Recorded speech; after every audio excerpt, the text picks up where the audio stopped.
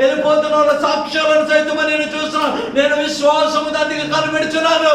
అయితే నాకు సహాయం చేయటం ఎవరు లేరు. అయినప్పటికీ నేను విడిచిపెట్టలే. నేను సంపాదించిన జ్ఞానమును విశ్వాసాన్ని నేను విడిచిపెట్టక నేను ఇదే కోలేరు దగ్గర ఏం చేస్తున్నాను? కనిపెట్టుచున్నాను. ఒక దినము కొరకు కనిపెట్టుచున్నారు. ఒక దినము కొరకు కనిపెట్టుచున్నారు. అక్కడ 10 మంది ఉన్నారనుకోండి, 9 మందికి కనిపించింది అనుకోండి, నీళ్ళు వచ్చి కలుగుతున్నట్లు 9 మందిలో ఎవడు ముందు దిగితే వాళ్ళు మాత్రమే. అర్థమైంది మీకు? అర్థం కదా?